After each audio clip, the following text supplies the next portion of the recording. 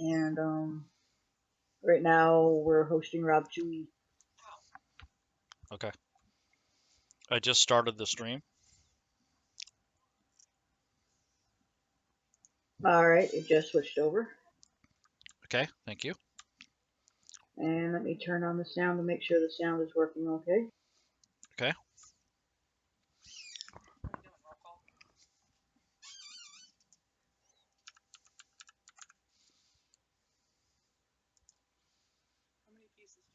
All right, sound is working perfect.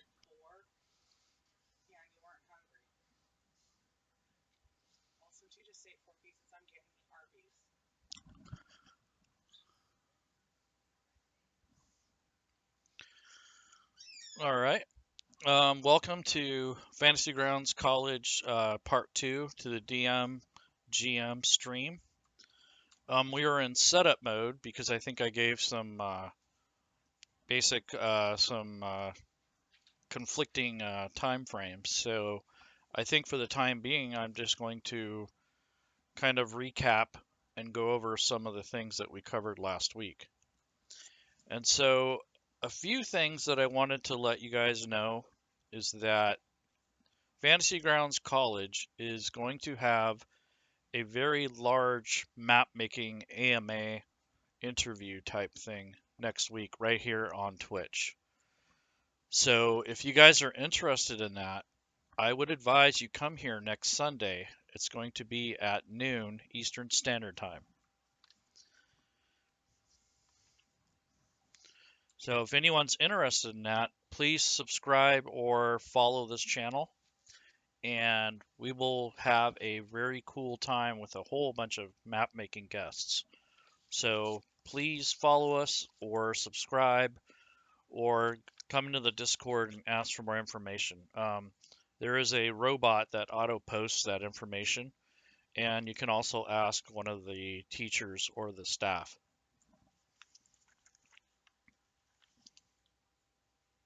Two regs. And tonight I have a guest with me. We know her as Rogue. She is a Pathfinder aficionado. She also knows a bunch of other rule sets. And she's also going to be my moderator tonight for the Twitch chat. So if you guys haven't met Rogue, she's part of the Fantasy Grounds College staff. She also helps me with the streams for right now so that she can also do something similar down the road. And we support each other and we try to make sure that we have each other's backs when we do these sort of things. And so, Rogue, I would help you during some of your streams if you would like to, if I can make it.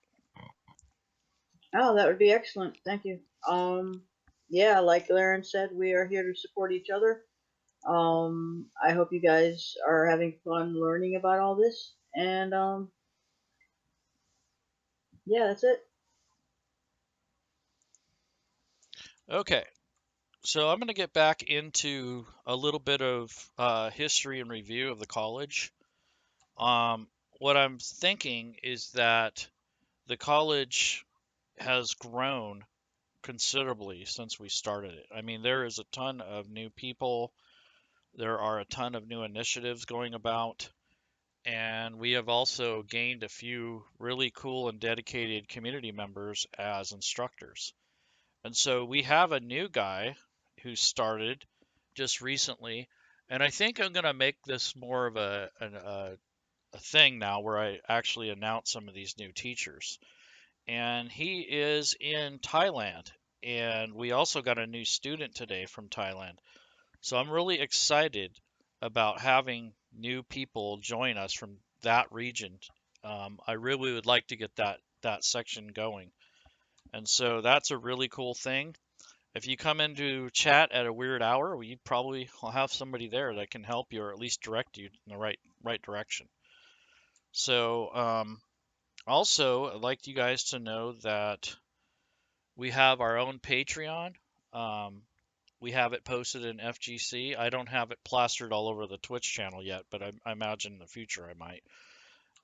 We use that to help fund our teaching, keeps our new website going, which is hopefully going to be out in February.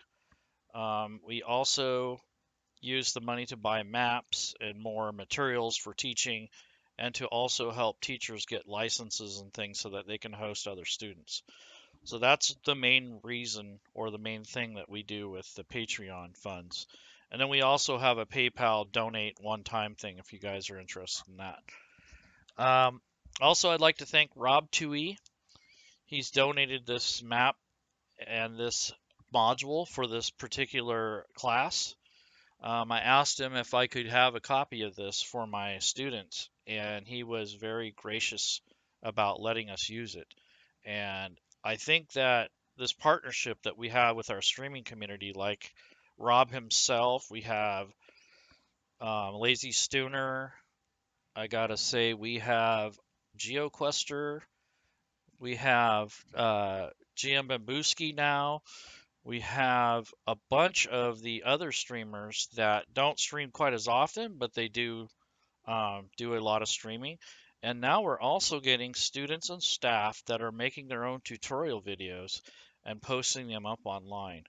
And I think next month I'm going to make a plan to have all that consolidated and put into a resource for everybody in case they cannot make any of the lessons or if the time zone is interrupted to where they can't make the classes. So I think that'll be a good thing. I've already been getting a few comments here and there about the um, basically the good thing about having videos out there when you guys can't be online or when you can actually do your own training off to the side on your own. And so this video tonight is going to be recorded as well. So once I'm done, this will be archived and I can put it up on the YouTube channel. And this is actually part 2 of the Dungeon Masters series. And I think I'm going to keep doing this for a while if I keep getting the same turnout. I've actually posted this class a few weeks ago and it's filled. I mean, I had like over 20 people, so I had to figure out a different way to convey the lesson.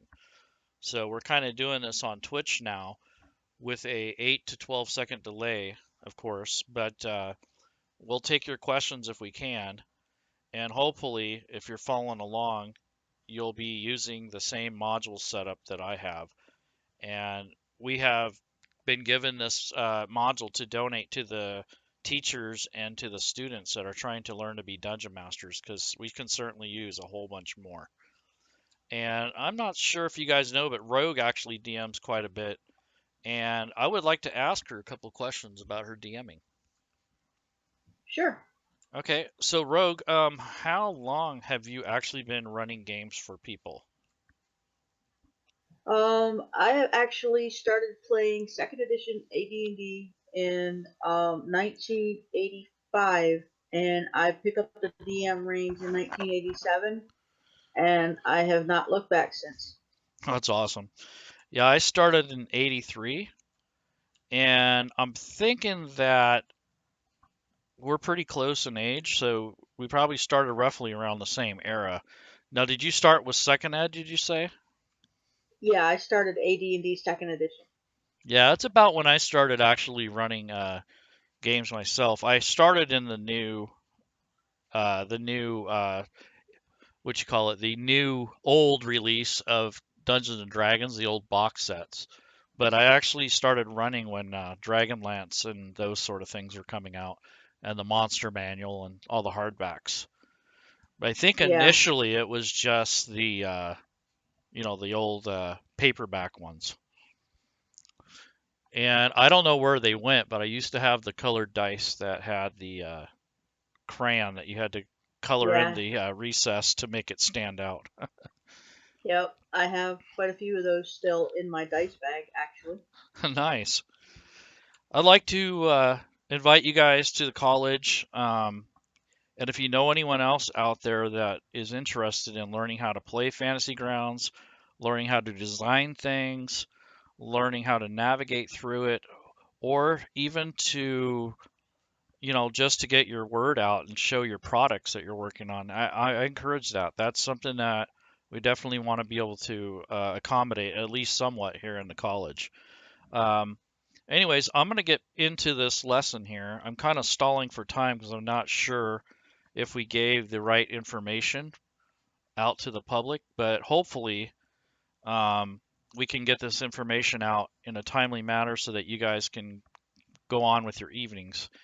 So I'm going to go ahead and start, and I want to let everybody know that I've already distributed a module out for everybody that was an original participant in the first class.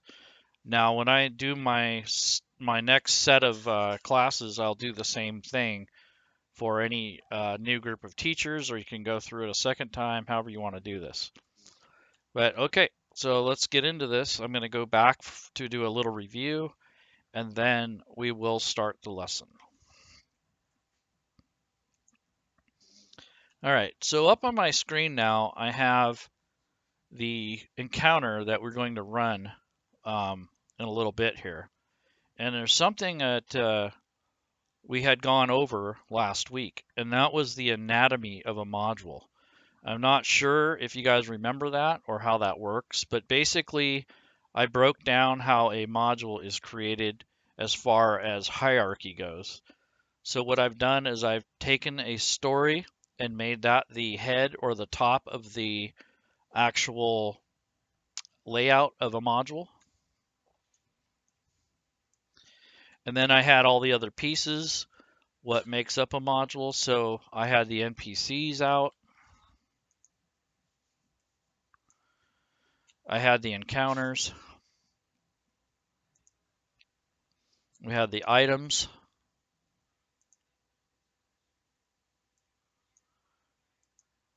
Parcels. We also had maps. Tables. And I think I'm missing one. I don't not. Oh, quests. Yeah, I'm not leaving. So if you want to come back to play the Xbox, you can.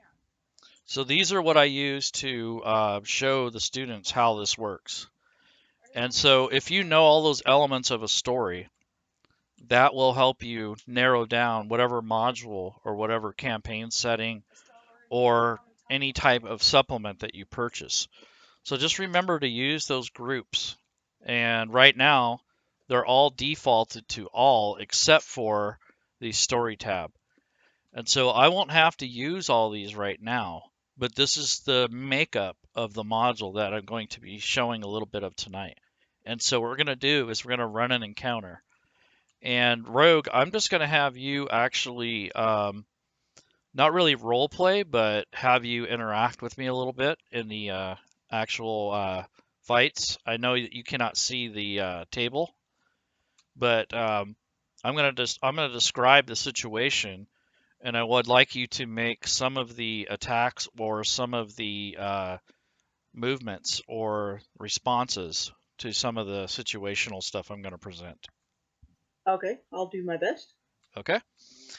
All right, so just to recap, we went through all those different tables and all the different things that are on there that shows what exactly we used in the last class. So we basically filtered out all these groups, and that kind of narrows down the mix of what's being played with.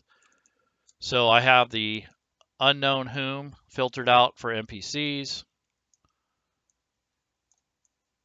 For the encounters, I have that filtered out, or I will. There we go. Here's some tables. Okay, George Jarvis has a question. He says, what happens if you're making your own campaign or menage?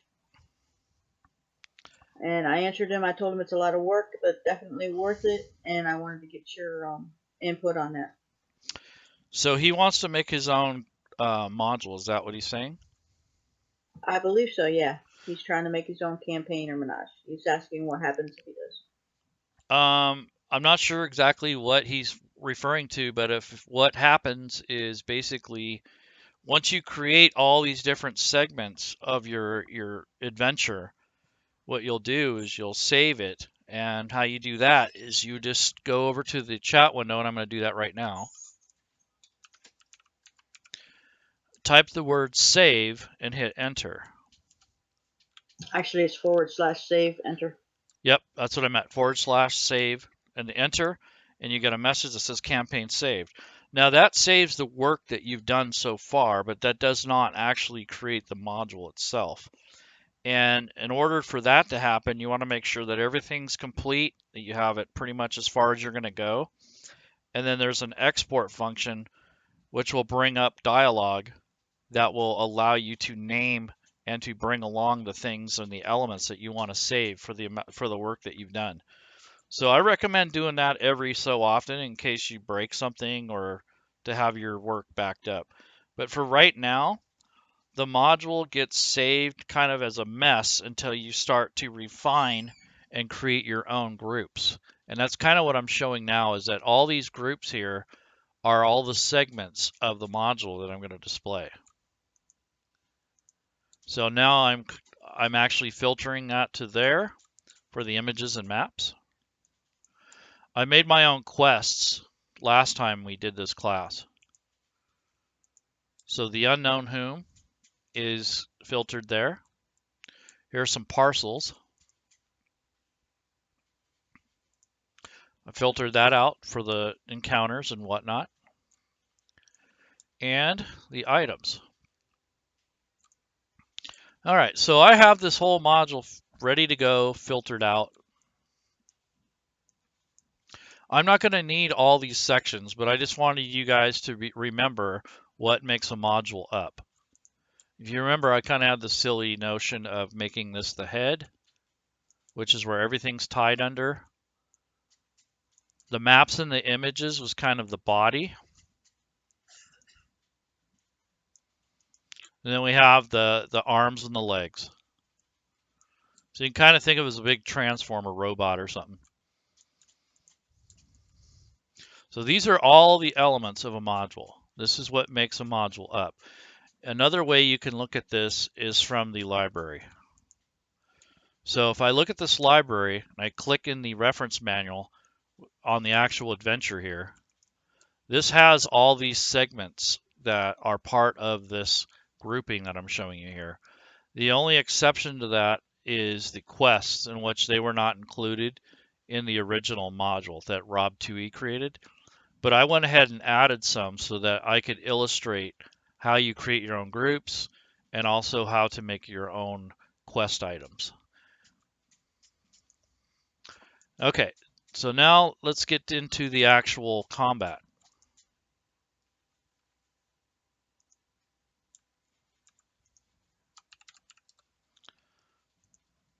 Okay, so what's happening is now that we've had an encounter starting in the very first class that I ran earlier. So if you guys remember earlier, in the first class, I actually made some shortcuts here to make this a little easier on me. That way I don't have to dig through all these menus. So I'm going to close these now.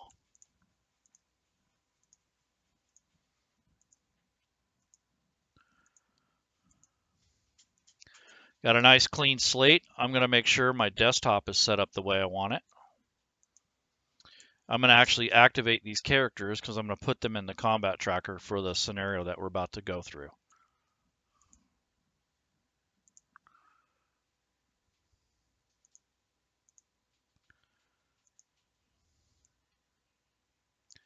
Here's the combat tracker where we left it.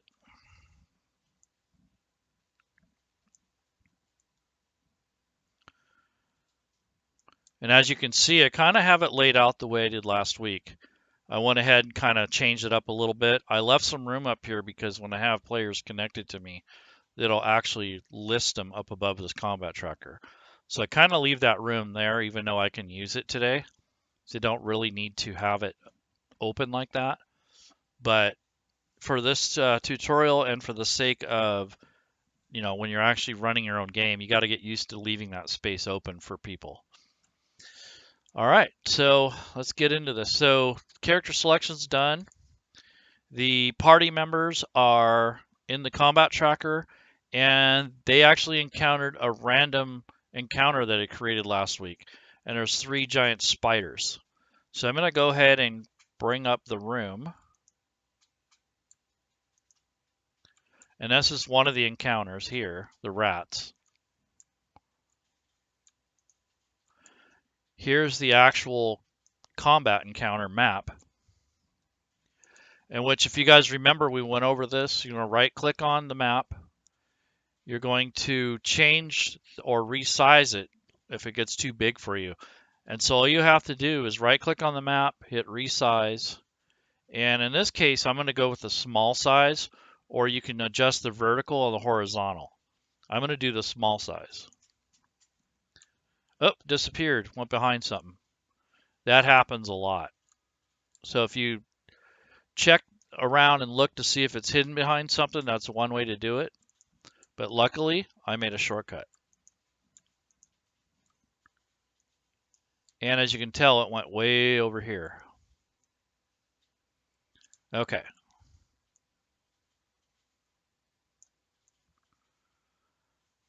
So I'm getting this scenario set up here. And for some reason, this doesn't look right in the combat tracker. So I'm going to delete this for right now because it's not displaying the monk properly. I'm not sure why. There we go. There, now we got these two individuals here. When the spiders were added to this combat tracker, they kind of had an automatic initiative enabled, and there is an option. So in the options section, you can actually change how this is set up and presented in the combat tracker. So what I'm going to do is show you how to turn that on or off. Sometimes you don't want that automatically added. So right now, the attack and fumbles for critical rolls is off. I'm going to go ahead and enable that because I like the criticals and fumble rolls. Some people don't play with them. Auto death rolls, I have that turned on. So when your party members get near 0 hit points, that will automatically roll a death save for them. Or you can do it manually, but you just have to remember if that's on or off. Combat tracker NPC hit points, you can keep that at standard, or you can do maximum, or random. In most cases, I just use standard. That just gives them the regular array of hit points. There's a couple other things. You can actually turn facing on. And if you want to get really tactical in battle, you can actually enable that, and I'll show you what that looks like. Right now, this yellow arrow is actually pointing the direction that the combatants are facing. It looks like they're all at default facing. And all you would do is click on the token that you want to change and use the mouse wheel to change the location that they're facing. I really don't like using that. I think it's an extra step. But if you're very tactical and you want some kind of facing rule, especially when you get into flanking and things like that, that may be an option for you. But for now, I'm going to go ahead and turn that off. Yeah, me personally, I never use it. Okay. I'll just say, are you facing the monster, or are you facing this monster, or, and that's usually good enough for me. All right. So it could be distracting. It's kind of why I'm doing that. I really don't want to keep that enabled. I think that's very distracting to me. I think it kind of takes away from the game itself sometimes. Another thing you can do is enable some of these options in here. You can display different types of statuses for the creatures or the NPCs. And so if you change some of these around, you'll actually see if there'll be some effects that would be displayed. If there's any displayed effects, it would happen on here so you could see. You can view color bars or standard. You can change those around. So this is kind of just changes the look and what's available for you to view during your combat sessions and during your encounters. And where it says Combat GM, add Auto NPC Initiative. So this is group. So when I add these creatures, it'll add them as a group with a group initiative. If I turn that off, it wouldn't give them any initiative right off the bat. So I guess when I added these spiders to the encounter, this was actually turned on. So if you don't want that, and you don't want them all to go at the same time, you can actually turn that off. Or you can just re-roll all the initiatives. But they already have an initiative roll, the party does not. And so the party was not surprised by this encounter. They actually came out of the doorway. They heard the spiders a little bit skittering around on the walls. And these guys are not really that small. They're pretty good sized spiders. So I imagine that one of them may be on the ceiling, one of them's crawling on the floor, and then one of them's kind of lagging behind. And so that's kind of how I felt about this encounter. Another thing is to keep in mind is that we have links here that will give me the notes or any sort of information that I need about this area. So Rob has put a description in here, and this was intended to be run with some rats, but I put these spiders in here to make it more interesting. And so it gives you the description. So it says the room immediately starts to fill with water. It's coming from everywhere. It's coming from under the only door, and it's coming down all four walls. A loud, booming, disembodied voice shouts, "Run!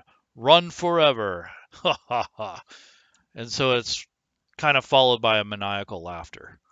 So it tells you the roll initiative. So I'm going to do that. And originally this was designed for rats. So there was supposed to be a whole bunch of rats coming down the hallway. I decided to make them spiders this time. And I kind of wanted to show you that you can do whatever you want. I would recommend running with the module creatures because they're balanced and the DM has taken the time to consider what type of encounter for the room. But in this tutorial, I kind of want to show you a little bit more in-depth things about running a combat encounter. And it doesn't always have to result in combat, but I'm pretty sure this one is going to. So anyways, the party now sees the spider and notices there's actually more than one.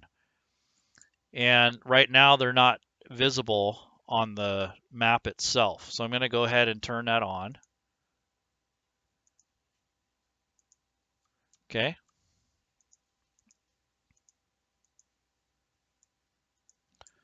So right now it looks like the first spider is visible.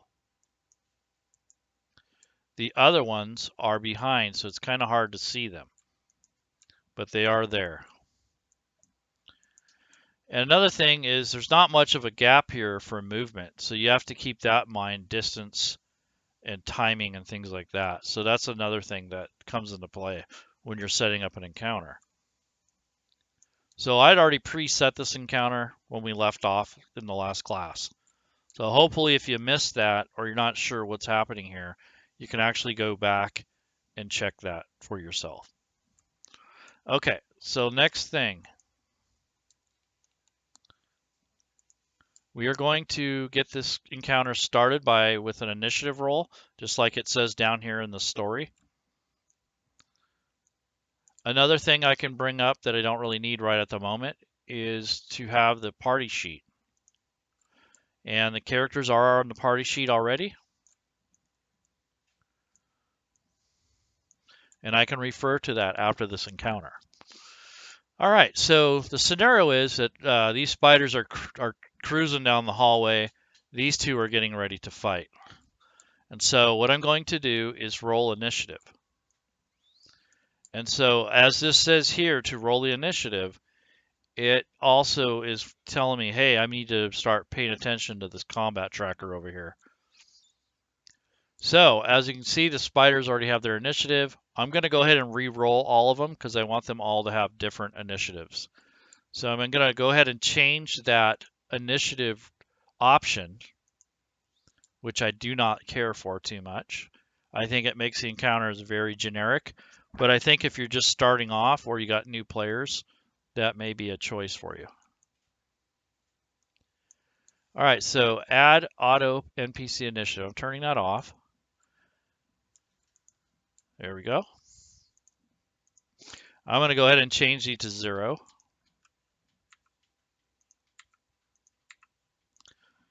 Because they were added automatically, so I just got rid of that. I don't know if that was necessary or not, but I didn't necessarily want them to have that to start with. One of the guys has a wounds of 85. I'm going to get rid of that. No wounds yet. They have 9,000 hit points. I think I'm going to change that.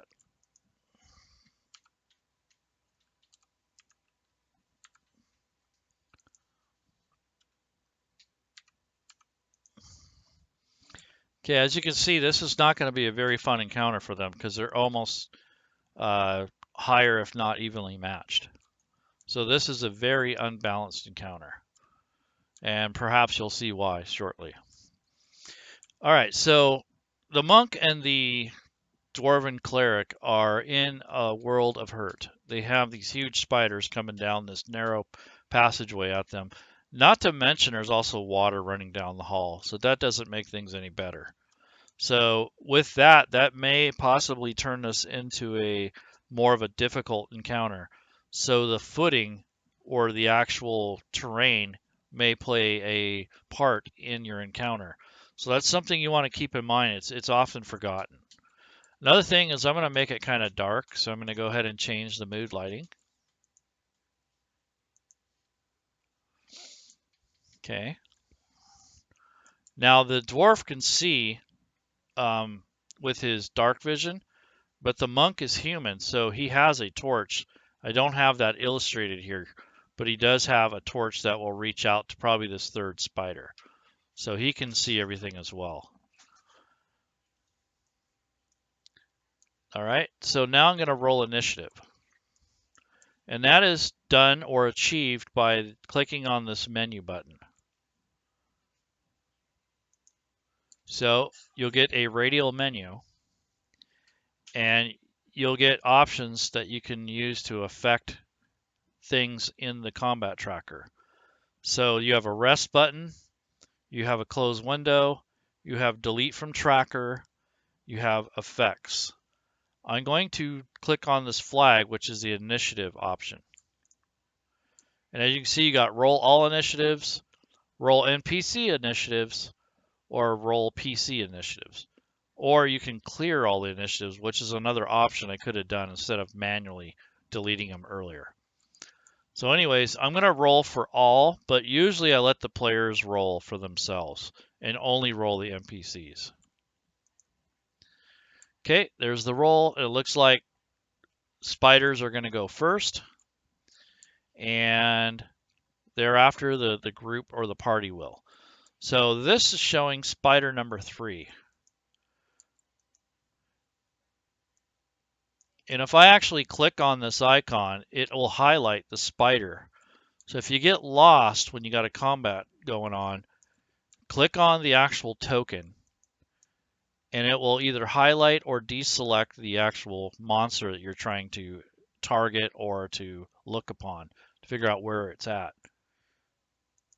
So right now, Spider 3, what I'm going to say for him is that since this guy's in his way, and the ceiling isn't probably more than 20 or 30, it says this hallway is flat, it's 10 feet wide with ceilings 10 feet high. So he's just going to climb up the wall and just kind of scurry upside down along with his companion below.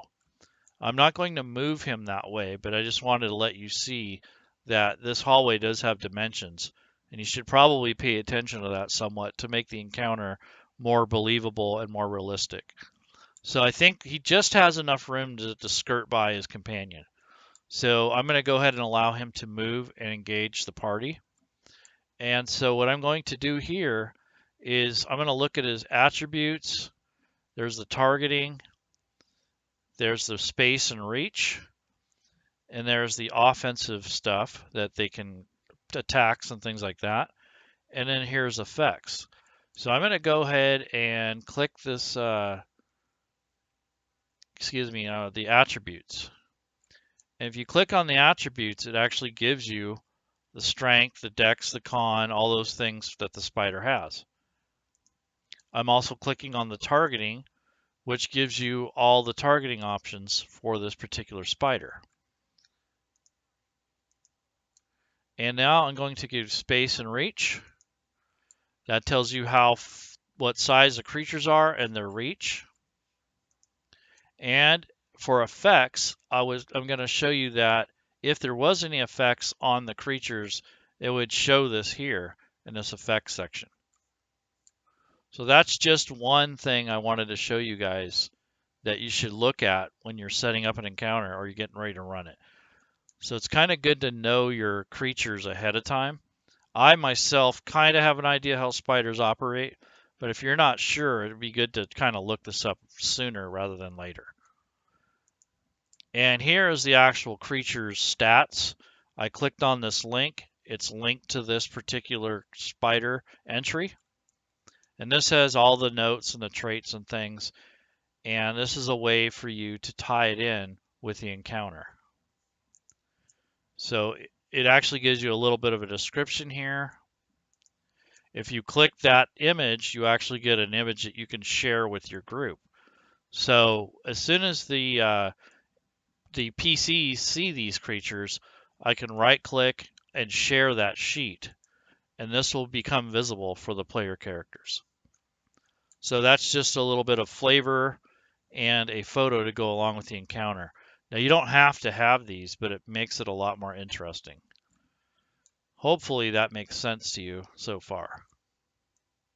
It also helps in the pictures help in role playing, because you got to remember a first level character does not know necessarily what a monster is. So the picture helps explain it, and yeah. Okay, very cool. So the party gets a pretty good look at this group of spiders. It looks like the spiders are hostile, and so you can change their hostility or faction by clicking on this helmet here. Or in your case, it may be the dragon head or a skull and crossbones. Depends on your theme. But for this tutorial, they're going to be considered hostiles. And so right now, they get to move, or at least this number 3 gets to move. It's his turn or its turn. I don't know if it's male or female.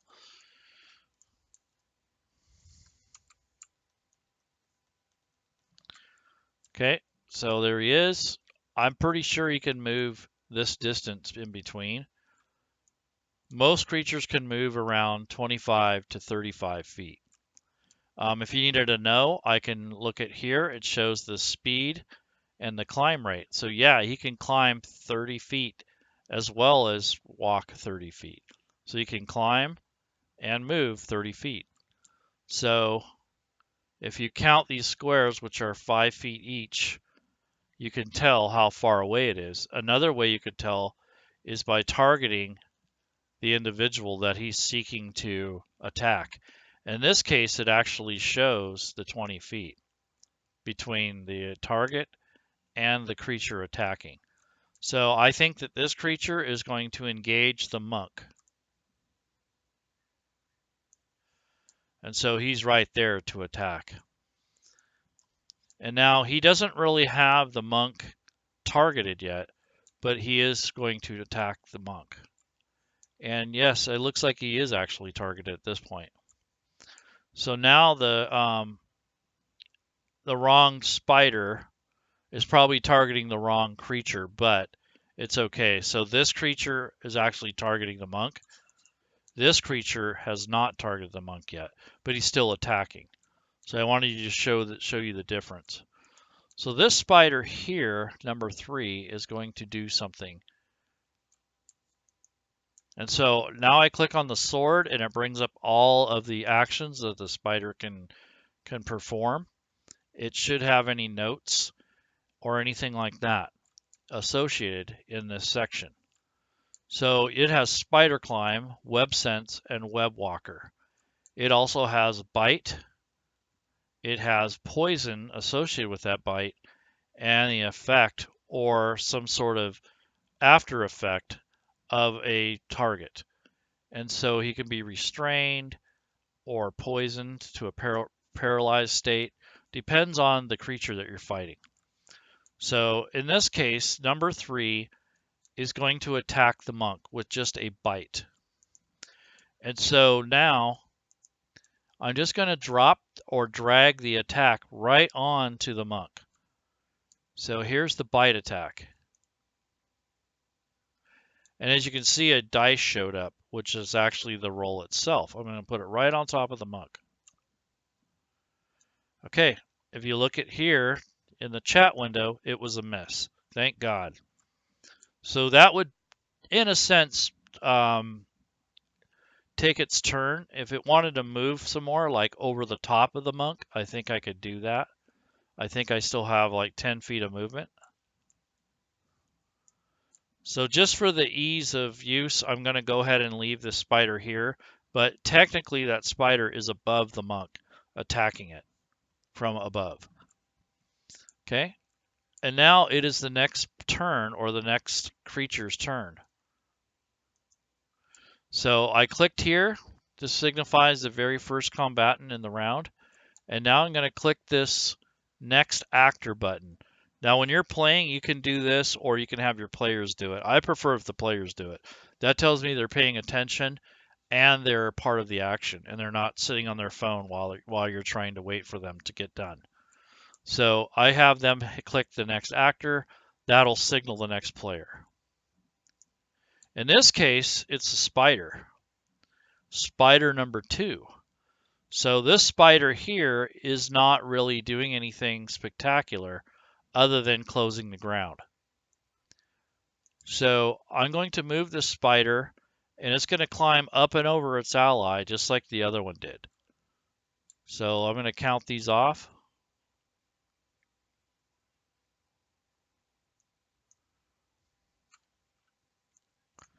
And you can see I got the map expanded too far because I wanted you to be able to see it. But I'm going to go ahead and shrink it again. This is something you'll fight with when you're trying to run encounters. You start running out of desktop space.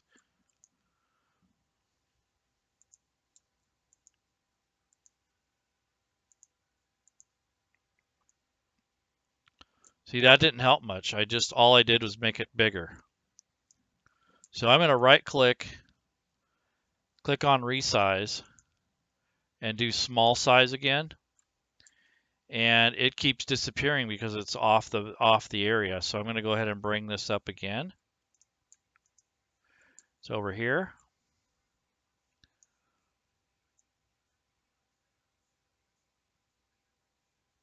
There we go.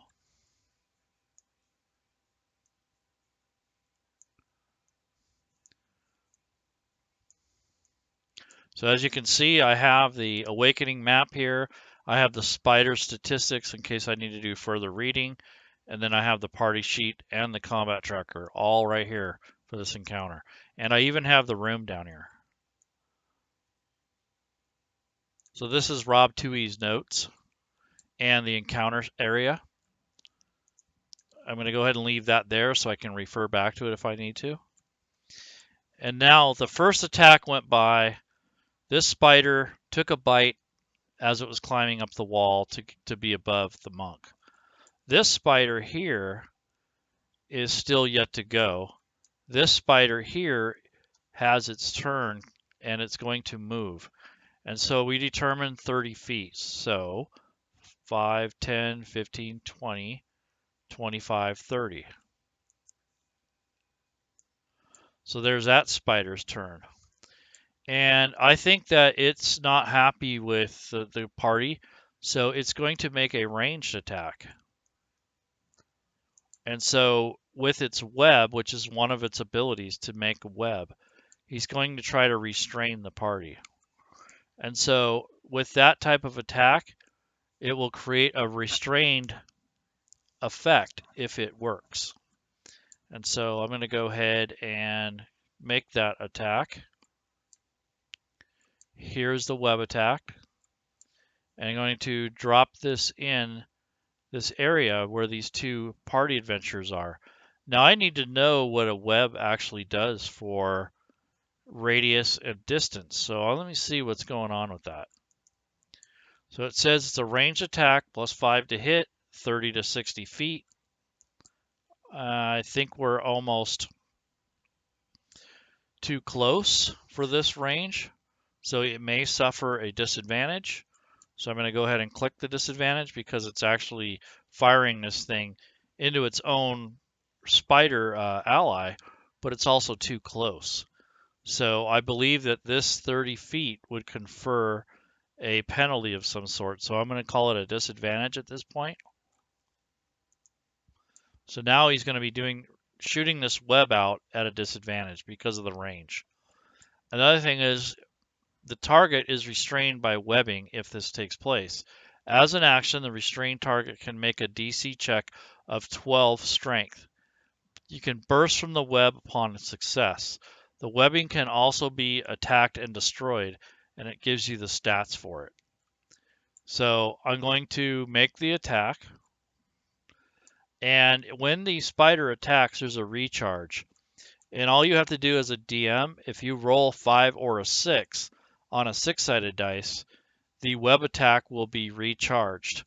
And so what that means is kind of like a dragon, when they do fire breath, they tend to have a recharge. So certain creatures have that. It's something you have to pay attention to and get used to. So there's any questions on this so far with the Twitch channel?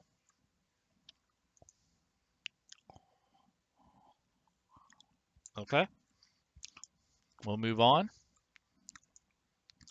Okay, so the next thing we're going to do is take this web attack and actually apply it or try to make it succeed against the target.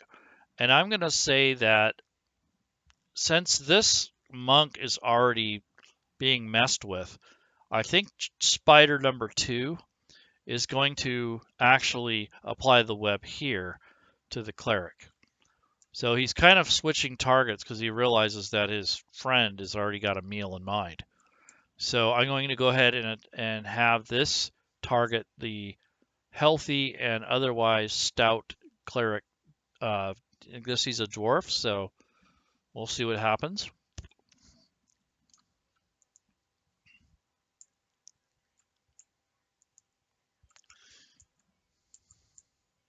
As you can see, I targeted the other guy.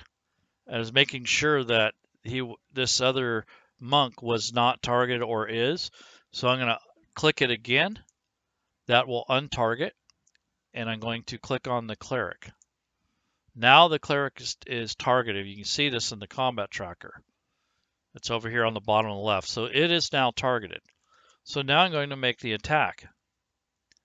So because this cleric, dwarven cleric, is already targeted, I don't have to drop the attack right on him. I can actually just roll. And it missed. So it was an automatic miss. I didn't have a fumble table enabled, so it didn't give me any fancy results. So I have to make sure that I have one of these enabled in my library next time. But it automatically missed, and as a matter of fact, it was also at a disadvantage. So this whole thing was a big blunder. And so what I would probably rule in this case is that the target of this strike would have probably targeted itself on accident. Maybe it rolled over, did something stupid, maybe shot it up in the air, I don't know. But obviously it has an effect on it right now, and it is restrained. So this target that was supposed to go on the dwarf is now applied to the spider itself. So if you want to look at the effects, you can click on that and it shows web and it's actually restrained. So it's actually done himself in. And not only that, but he's made it difficult for spider number 1 to get by him. So that was silly right there. Okay, so the next thing I'm going to do is consider, can he move? And maybe a little. But nonetheless, I think he goofed big time. And he's restrained, so he cannot move. So I have to leave him where he is. And so he's going to have to make a save on the next round. And being that he has Spider Climb, Web Sense, and Web Walker, I don't think that he'll have any movement restrictions caused by webbing. So, in effect, I think he can move. So these are little things that you need to know about your encounters or your creatures, especially if they're more complex. So instead of like a goblin, it could be undead and can be effective in certain scenarios better than others. So anyways, we have this thing, these spiders attacking here. Doesn't look too good for the monk and for the dwarf. So I'm going to go ahead and click on the next actor. Okay, this is the monk. All right, he's kind of freaking out. He's not sure what to do. This is not a good scene here. So let's see what this monk can do. So I'm going to bring him up from clicking on this link here. That brings the monk up. Now, usually as a DM, I don't have to do this unless it's an NPC. So this would be more up to the player, but I have to show you how this works. So I'm going to the Actions tab. Now, this particular monk has everything attached to it. I think this monk is actually going to use one of his key powered. So I'm going to go ahead and click the key, and the key empowered strike is here. So at 6th level, the monk gets an unarmed strike that counts as magical for the purpose of overcoming resistance and any immunities to non-magical attacks.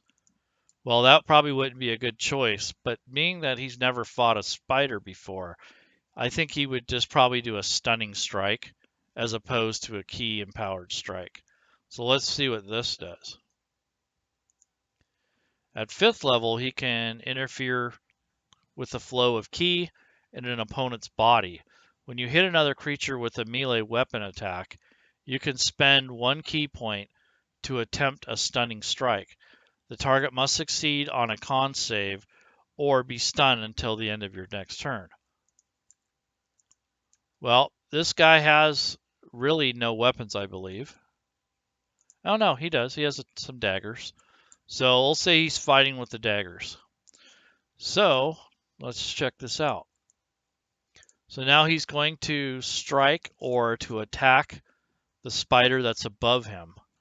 And so I think he's kind of stooping down and driving the daggers upward. So I'm going to make an attack roll on this giant spider.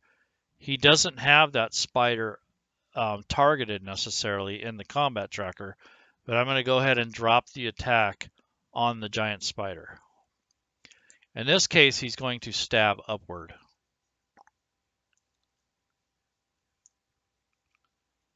And the result is 12. What do you know? He hit. So with that in mind, I'm going to roll this damage first, in which I will apply it to the creature.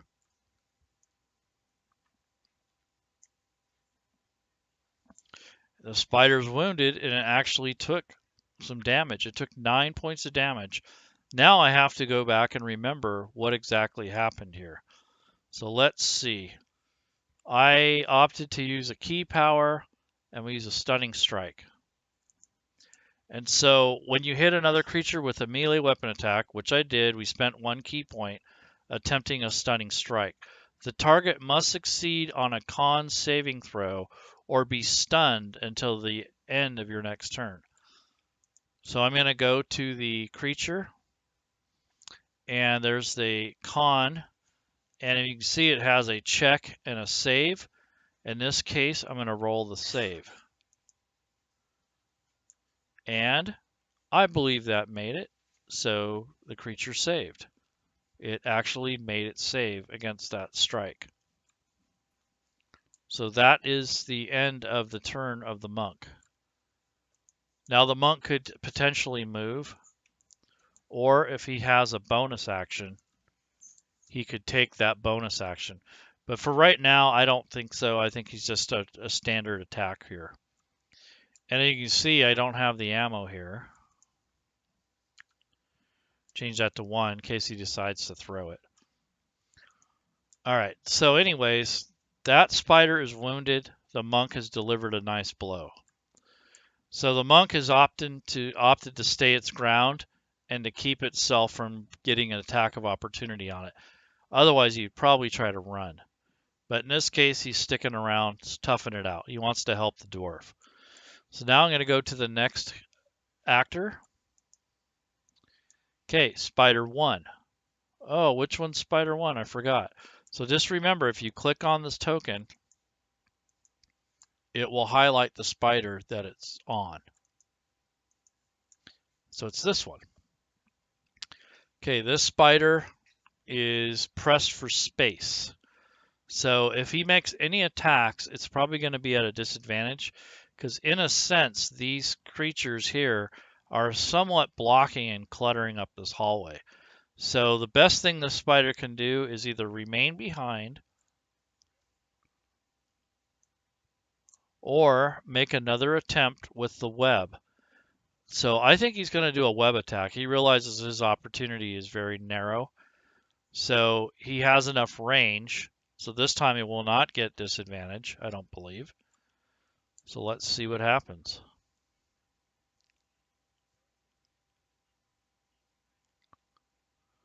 I'm going to have him target the cleric.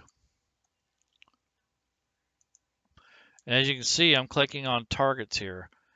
Right now, the giant spider had the monk in its sights until these two moved in. Now it realizes that, oh, I may not have a meal, so it's going to be looking more towards this dwarf.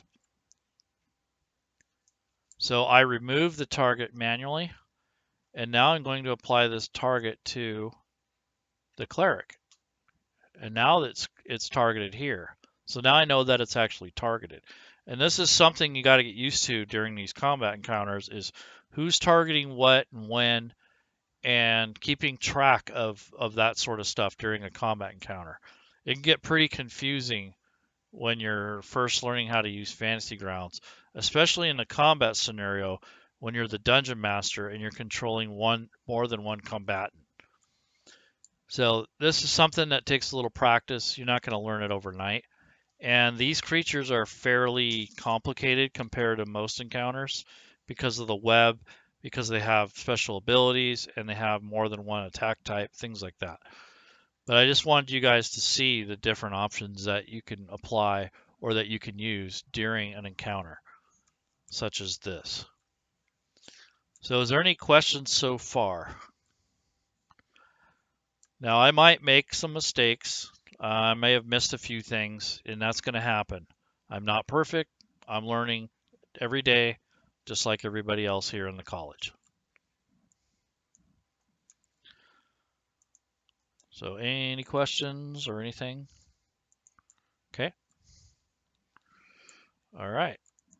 So now, Rogue, we have this scenario where the two combatants are pretty much surrounded by spiders, and their backs are almost to the wall. They got like 5 feet behind them.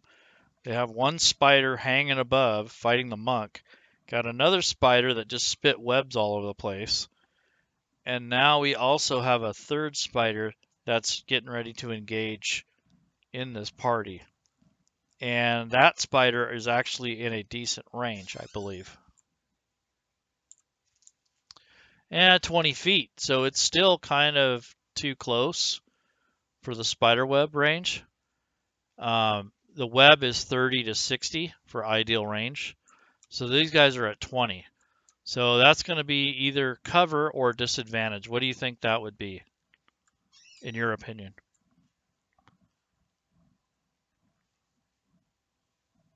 Are you there, Rogue? Yeah, I'm here. So the spider has an option. It can attack through all this mess, through all these things, and either, what do you think I'd apply disadvantage because of the range, or do you think I should apply the cover, which is -2, -5?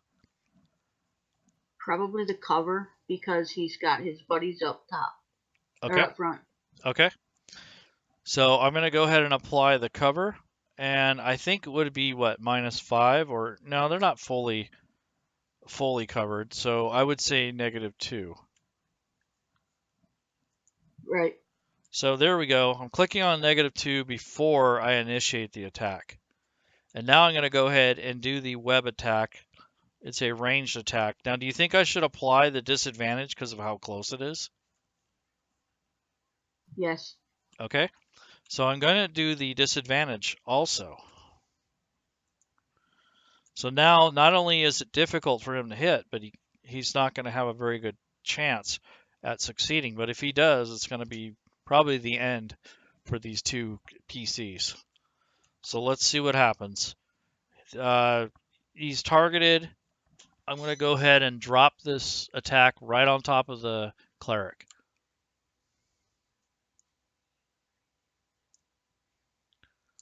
Wow. Critical hit. Oh man, we're in Even trouble. with disadvantage. But it dropped the 20. So it says disadvantage dropped 20. So for disadvantage, I have to take in consideration the 3 instead of the 20. So in the disadvantage roll, I cannot use that 20 for a critical hit. It's going to just be 3 because of the disadvantage. So that's the disadvantage of disadvantage. So there you go. That was a complete flub there. So I think in describing this scenario, I would have said something like the final spider has tried to put past another blast of web at the cleric, but at the last moment the cleric had ducked, and that webbing that was shot out at him is actually stuck fast to the door behind him. And so I would have described it that way as opposed to saying, oh, you rolled a 20. Now you have only a 3 because of disadvantage. Ha ha ha. I don't think I would run it that way. I think I would just basically describe the scenario in more of a role-playing aspect, unless it was critical to know all these numbers. So now looks like the cleric and the monk have a little bit of reprieve from that particular attack. So that spider isn't going to do anything else. It's going to stay put because it realizes it's going to be a lot more difficult to get into that small confined space. So he's going to remain behind, and he's already made his web attack. So he's good for right now.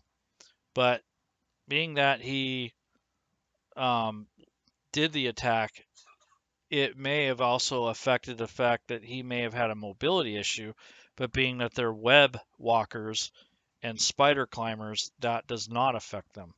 So there's something you need to know about your creatures is what types of special skills or actions they get from the type of creature they are. Okay, we have a question in the chat. Sure. One of the fellows in here says that you rolled 2 20s, Mm-hmm.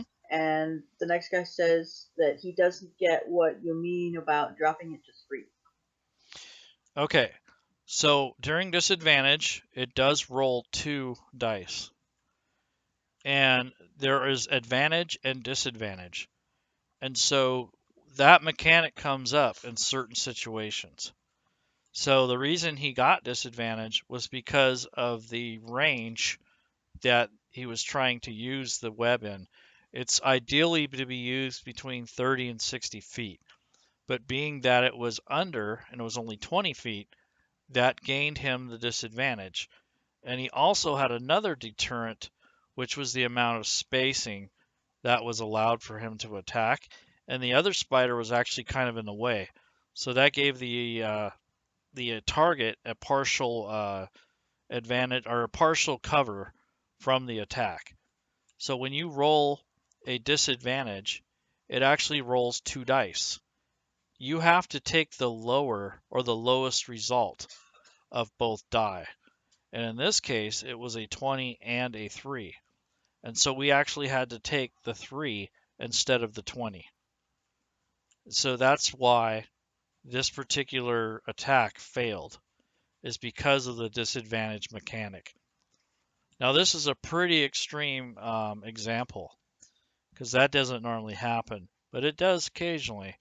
You'll get some 20s out there where it could have been helpful, but in this case it didn't work. So that's why there's 2 dice rolled. The Fantasy Grounds automatically knows to roll 2 dice with advantage or disadvantage. So if it was an advantage roll, the spider would have been able to keep the highest roll and discard the 3 instead. And so that's why you see the red die there. That is basically the discarded roll.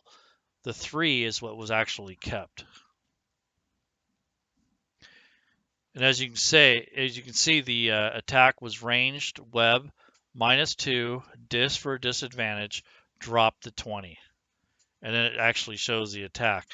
Now, it would have been a critical hit had it actually been not at disadvantage. So any other questions about that?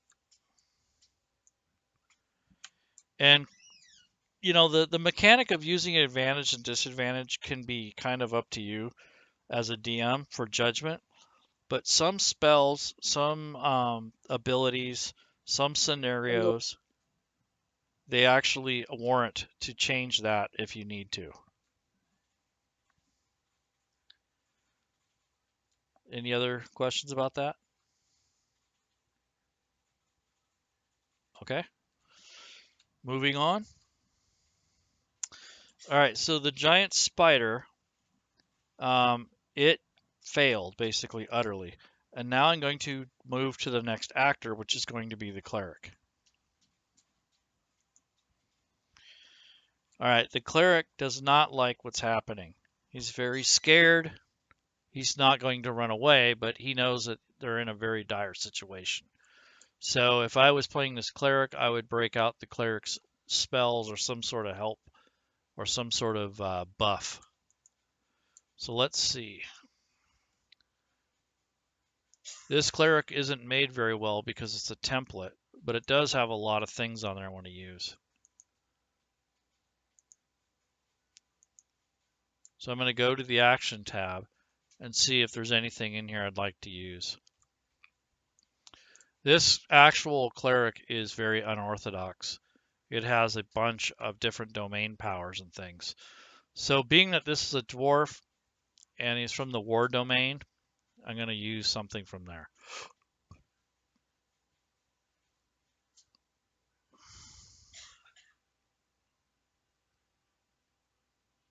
Here's the war domain.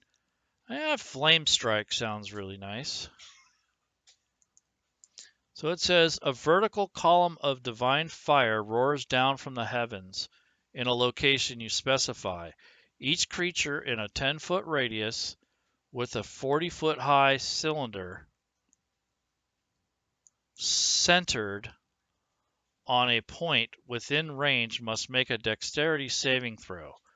A creature takes 46 fire and 46 radiant on a failed save, or half as much. So I think that's what he wants to do.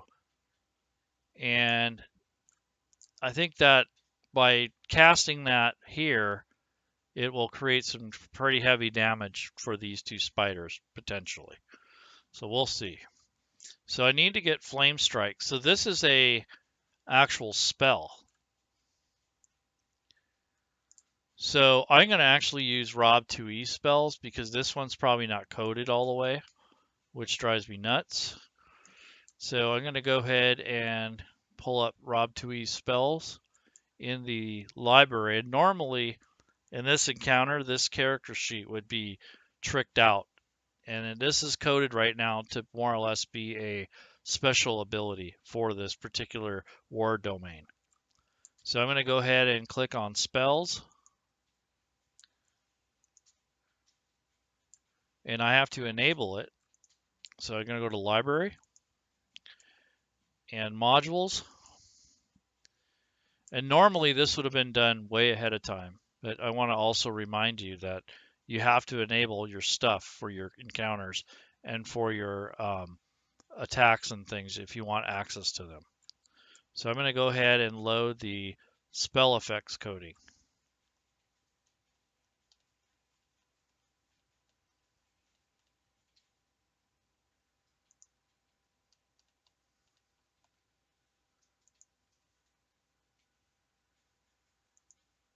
There it is. Okay. Now let's see how this works. Flame Strike. Okay, I'm going to go to spells. Now I have it available. Now I'm going to look up Flame Strike.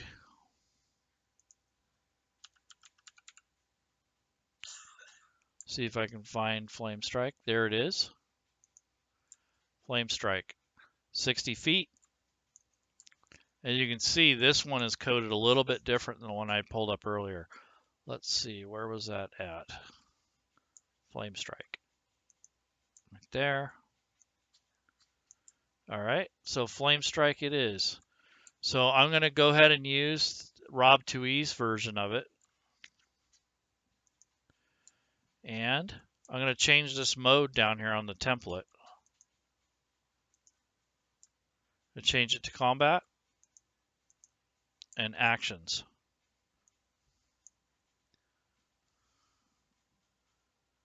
Now I'm going to look for the Flame Strike, which was the war domain.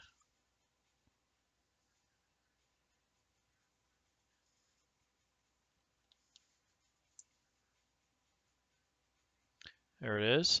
Avatar Battle and War Priest. War domain.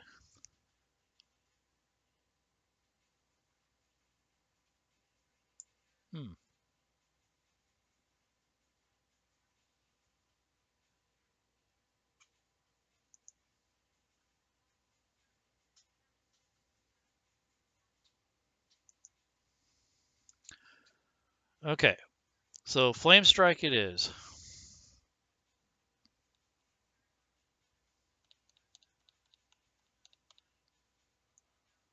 Like I said, normally these sheets would be all set up and ready to go, like a character creation class that we normally teach. So I'm going to bring it down to the war domain. There we go. Spiritual weapon. For the Guardians, there's a Flame Strike right there. Okay, Flame Strike. There we go.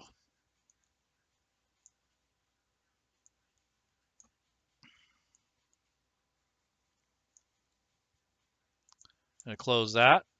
And normally, if I had this all set up ahead of time, I wouldn't be wasting as much time.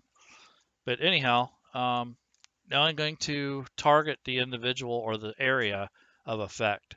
So it said a 10-foot area and a 40-foot high radius cylinder. So I'm going to go ahead and right-click, go to pointer. I'm going to draw a circle.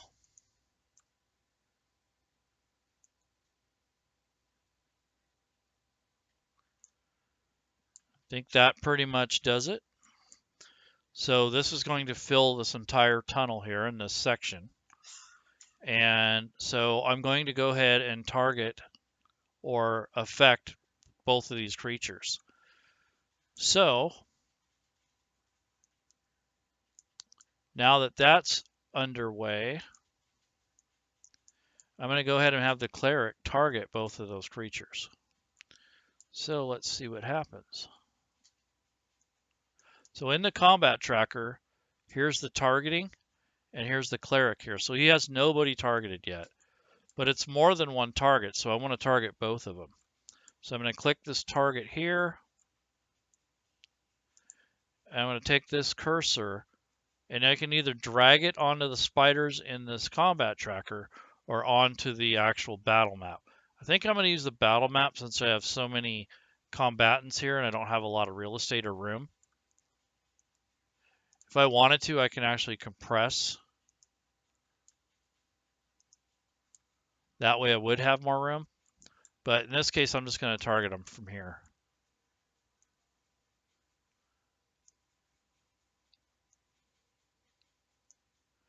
Okay, now they're both targeted. As you see, they're both set here in the targeting area. So now I'm going to make the attack or the spell casting attack. So I go to Flame Strike, which is here. Now this roll is a cast, and it will do a save versus Dex DC or 10 for half. So I'm going to roll and see what happens. Okay, so it looks like this spider number 2 had a success. So it's probably only going to take half damage because it actually rolled above. It rolled a 20, which is really good. For this spider, the second one, it was a failure. It only rolled a total of 7. The other one was a 23, which is probably about the best it can get. So now when I apply the damage, it will apply the damage accordingly. So let's see what happens. Okay, so spider number 1. Okay, so we actually have a death in the party, or excuse me, in the spiders. So this spider here actually died from that flame strike. So this is kind of a thing that can be annoying, but it could also be beneficial.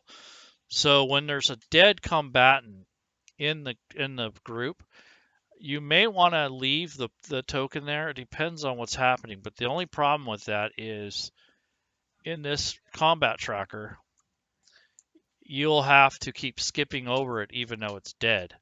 So for this particular scenario, I'm going to go ahead and delete the spider. So I don't care if it's going to survive or not. I'm just going to say it's dead. It's toasted. Okay, that's gone. This other spider took a pretty good amount of damage. It took 15 points of damage from that flame strike. That was only half damage. So that was a pretty devastating blow that the cleric had dished out. Now, technically, if the cleric had a bonus action, you could perform that. I would say probably like a spiritual hammer or something like that may be good. But just for this, I'm not going to go that deep into it. But, you know, in the name of survival, you'll do a lot of desperate things. So I'm going to remove this pointer so we can clean this up a little. And now the round is just about over. I think everyone's gone or close to it. And now it actually starts up at the top again. Spider number 3, right above the monk. Let's see what he does. So he doesn't have the monk targeted.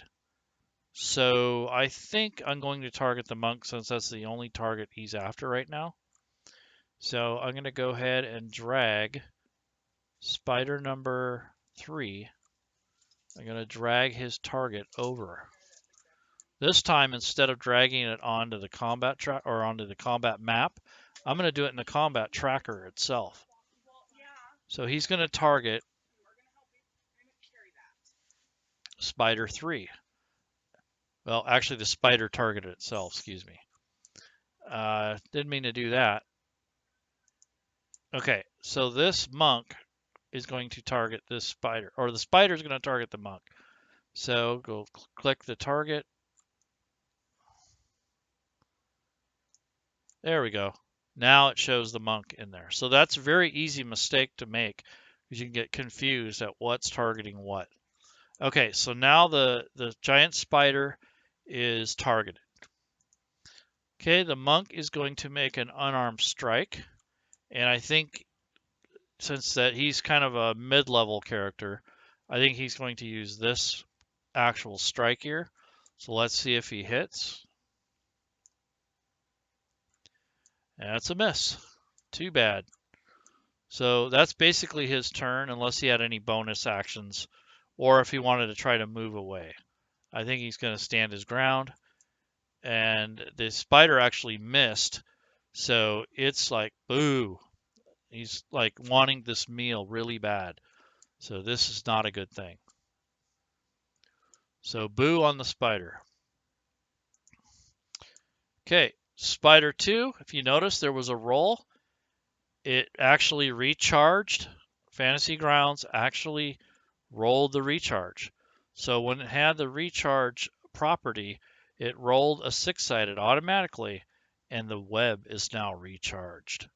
So Spider 2 actually can use its web if it wanted to this turn. However, it's so close that you would have to roll at disadvantage again. So that's something to consider. All right. So now I think the spider is just going to try to bite. And so the spider is pretty upset with the nice burn that it received from the dwarven cleric with the flame strike. So he is going to apply a bite to the dwarf. And this time, instead of dragging it here onto the battle map, I'm going to drag this attack and drop it right on top of the cleric.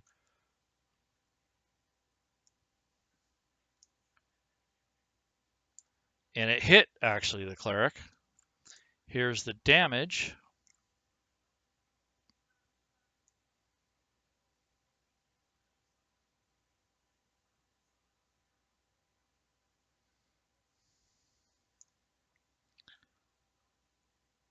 Oop, I see I applied it to the wrong thing, so that was wrong.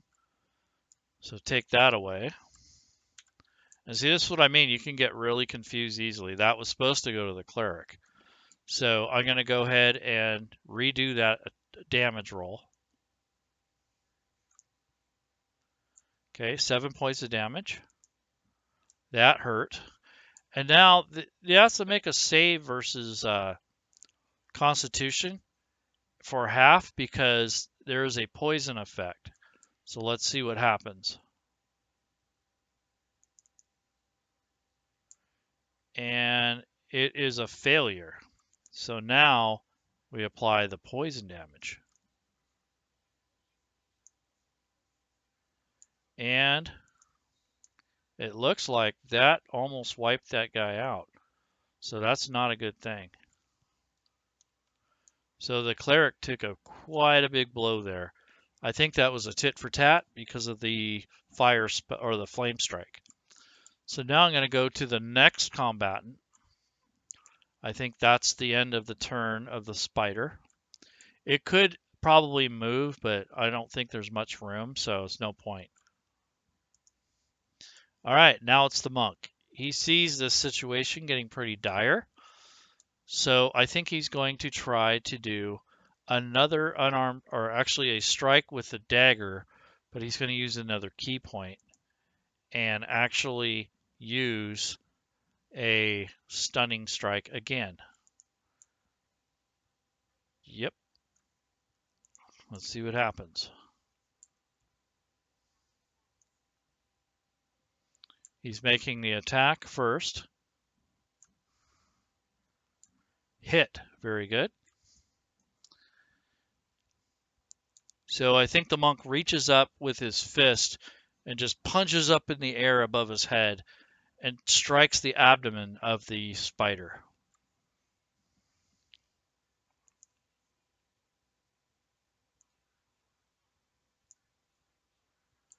And it did some damage to the spider. It's heavily damaged.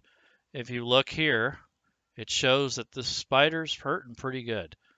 And let's see what it says about the stunning strike. So it says you can spend 1 key point to attempt. So now he has to make a save on a Constitution throw or be stunned. So I'm going to bring the spider back up.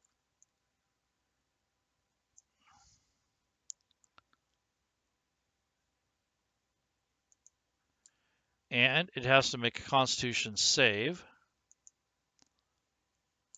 And it saved with a 20. So that unarmed strike didn't do much to it or do the effect that the monk was looking for. And he's also burned up his key power, so we'll see what happens. All right, so now the next person or the next actor is the cleric. Okay, the cleric's pretty desperate. I think the cleric needs to heal. Okay.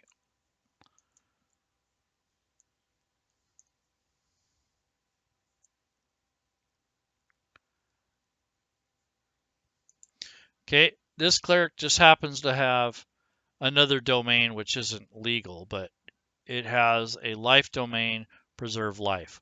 So I think it's going to do it on himself. So let me make sure that you can do that. So he can restore a number of hit points to 5 times your level. Well, just for this sake, I'm going to apply it to him. So I'm going to drag it to the actual cleric. It healed 5. We'll say this cleric's 5th level. 10.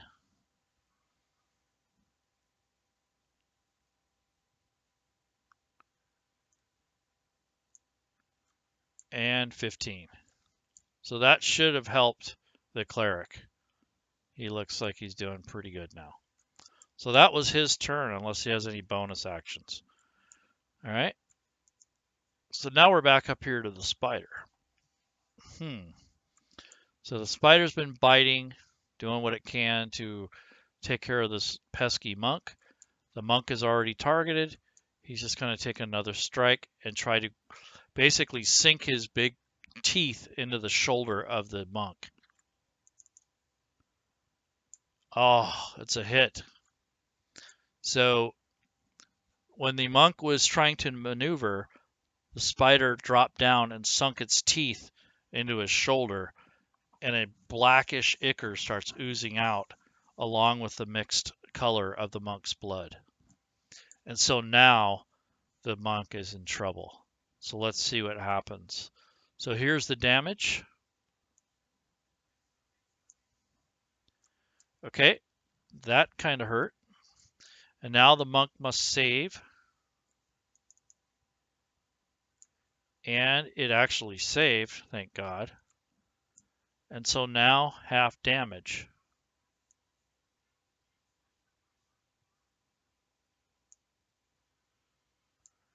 And he only took 11 because the damage ended up being 5. So for some reason that the health of this particular monk helped him out. So he was actually able to stave off some of the effects of the creature of the spider's venom. So this is just kind of a thing that you have to keep track of when you're in combat. Is you can have a lot of little factors that you have to keep track of. So just keep that in mind. It's also good to know your encounters. Obviously, I don't know that one this well. It would go a little bit quicker and a little bit smoother if I had prepared a little bit more for this encounter. But this is a random encounter, so there's really not too many ways to prepare for this other than to know what the creatures can or cannot do. So this is not a pre-planned encounter. This is rolled off of a table that we made in class 1, I believe. All right, so that spider has taken its turn. It's not moving. It's fixed on the monk because it's hungry. And we go to the next actor. Okay, spider number 2. It is still active. It is not happy. It is still attacking this particular cleric. So let's see what happens.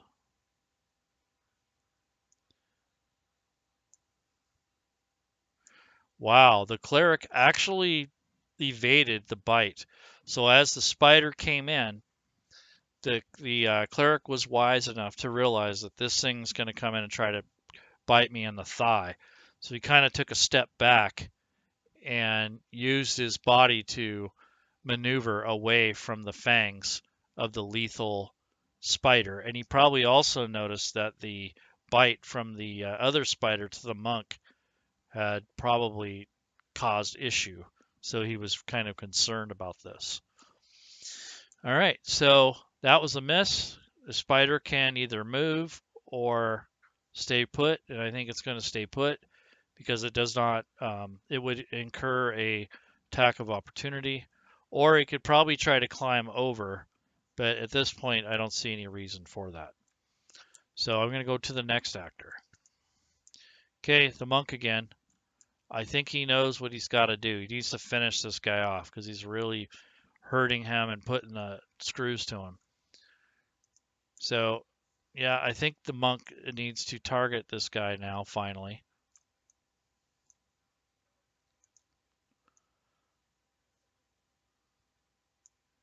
Okay, now the spider's targeted. Pretty much they're battling toe to toe now, so it's good. It's safe to go ahead and target him. So let's see what happens.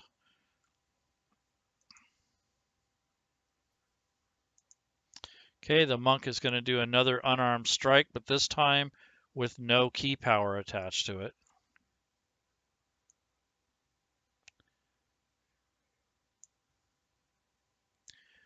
That is a miss. So the spider must be doing a good job evading the monk's blows by bobbing up and down on the wall and the ceiling of the hallway. So that's what's happening there. And as you can tell, as the game goes on, I realize, or the encounter goes on, that I realize that I'm starting to end up using more descriptive terms as opposed to just numbers. So when you get used to the game system, I encourage you to start thinking about the numbers more as described actions as opposed to mechanics. It's a natural habit. It's something that all of us do. I do it still. But I try to get away from that to make the scenario a lot more interesting and descriptive. Sometimes it's okay to call the numbers out, like if someone rolls a 20 or something, that's pretty excited. We might say that, but I think it'd be more interesting if you actually described it as a 20. What does a 20 look like with that certain attack or that certain save? You can make a very heroic picture if you describe it accordingly. So, is there any questions so far from the stream? Nope, it's pretty quiet over here. Okay. All right. We So, were just talking about a little bit of a difference between Pathfinder and 5e. oh But, yeah, we were saying that the targeting, the saves, the spells, and damage and all that are similar, you know. right. Isn't I think there's a lot more technical things though. Is that correct? Yeah, you got, the monk could have taken a 5 foot step back to avoid combat and things like that without taking attacks of opportunity, and Pathfinder doesn't have advantage and disadvantage and things like that. So, Okay, cool. Good to know. All right, so we left off the monk missed. Nice. Now it's this good old cleric. I think he's healed now, and I think he needs to finish the spider off if he can. So I'm going to bring his character sheet up by clicking on this link. And this time, I think I'm going to do let's see, War Priest. Yeah, do Sacred Flame. So he's going to cast it onto the target. And it looks like the spider has succeeded. So I don't think that took effect. So you, in a sense, you're rolling the saving throw for the cleric, and when you're the player, you're actually rolling the saving throw for the creature. So it did not affect the creature.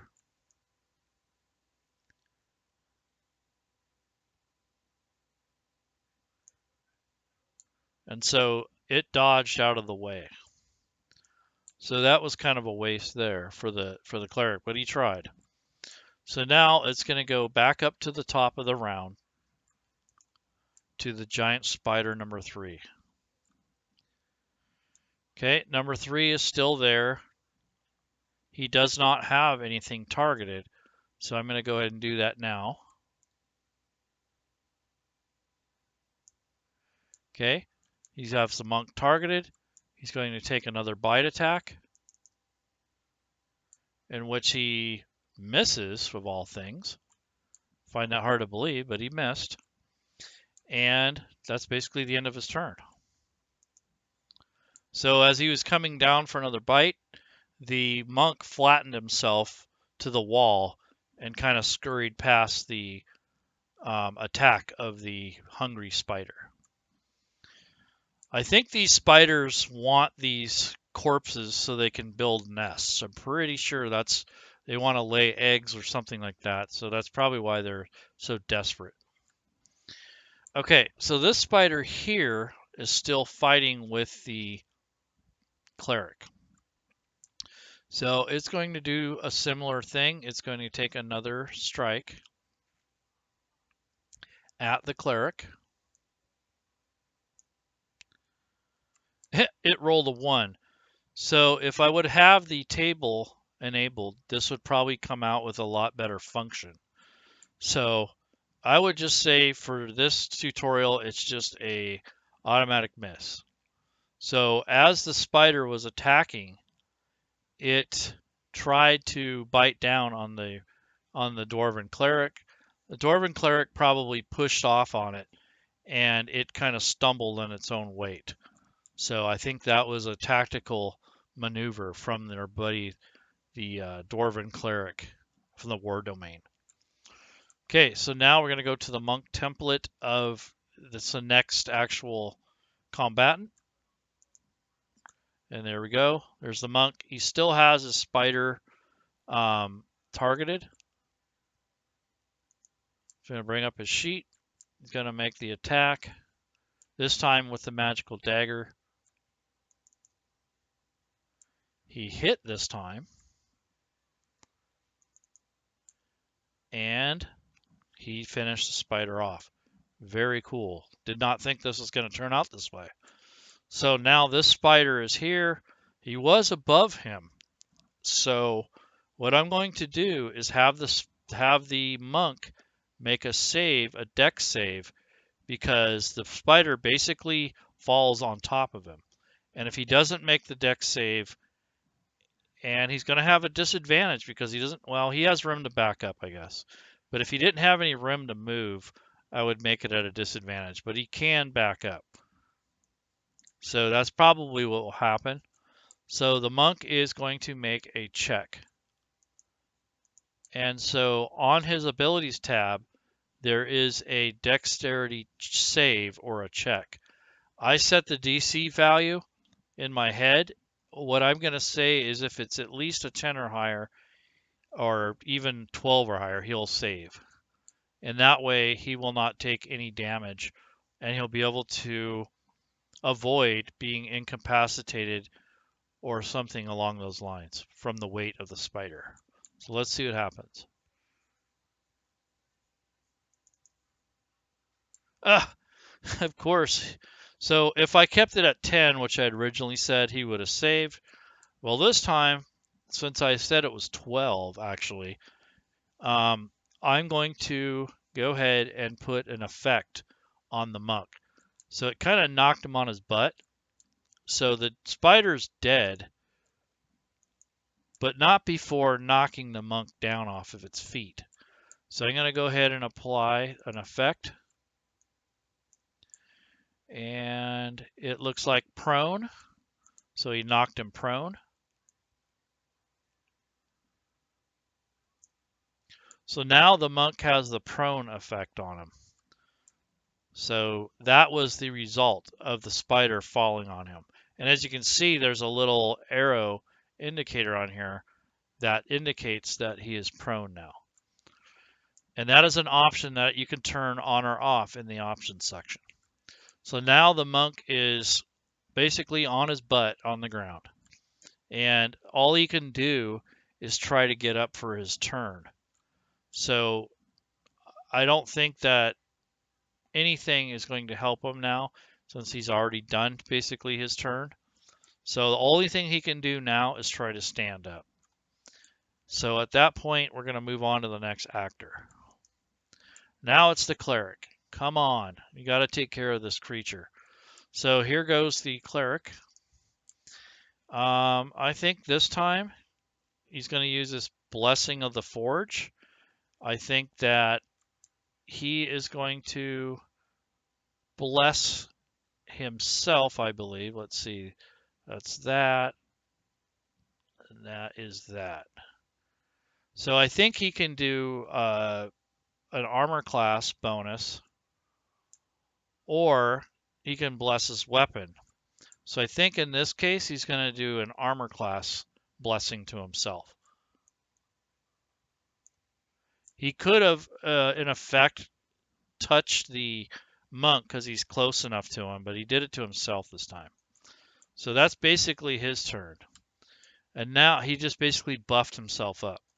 So now we're going to go back up to Giant Spider 3.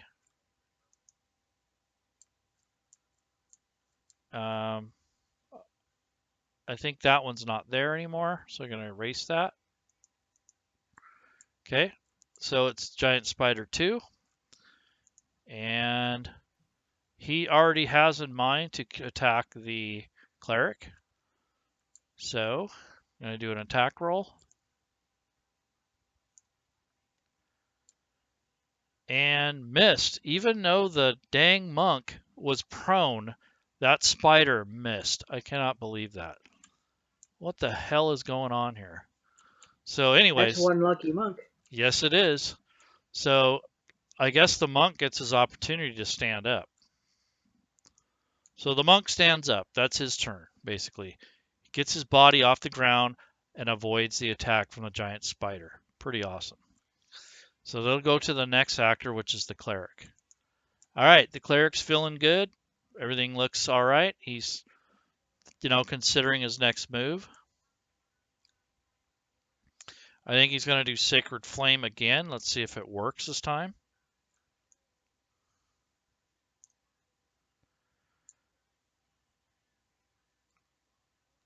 Let's see. Save versus, okay. Yep, I didn't do that right. Okay, saved. So the spider did not get affected again by the cleric's Sacred Flame spell. I think that's a fluke. I just think it's tired of being burned by flame. Okay, and we're at round 4 now. So if you look here, this keeps track of the rounds down here. And so if you had any effects or anything that were to expire, it would go off of these rounds. So when you're playing in a game, you want to try to leave those rounds where they are. If you change those and you come back to a scenario where you're in the middle of a battle, it may affect or you have to write down where it was, because I think it'll mess with the expiration of items or potions or spell effects, things like that. So you don't want to monkey around too much with this combat tracker once combat is initiated. All right, so the cleric failed. Now it's going to go to the next actor. Giant spider again. All right, this time the monk is no longer prone. So I have to make sure that that effect is off. And see, right now the effect is still on. So I need to go and remove it. So in order to do that, I have to click on the effects. And as you can see, it's still there. And now the effect is gone. So that's going to make it a little bit harder for the spider to actually reach over and bite him. So the spider's going to go for a bite. That time he hits. So it's going to do 1d8 plus 3 piercing damage. And, ooh, it hurt the monk pretty bad that time. And now the monk gets to save.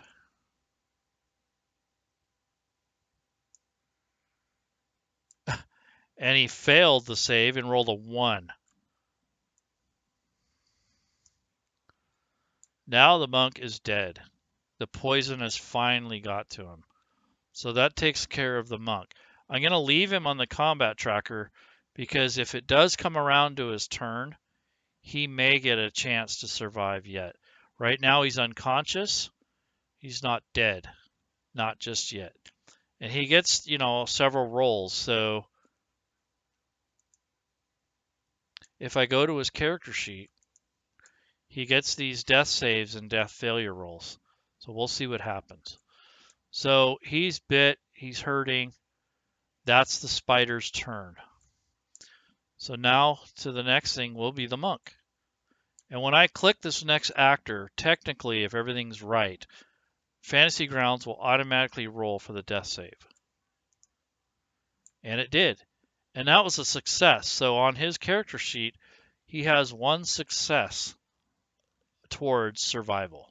So his constitution, which is pretty high, is allowing for him to have a better chance at succeeding. So now I'm going to go to the next actor. All right, the cleric. He's kind of, he's not sure how this is going to play out, but he definitely wants to protect the monk from any more problems.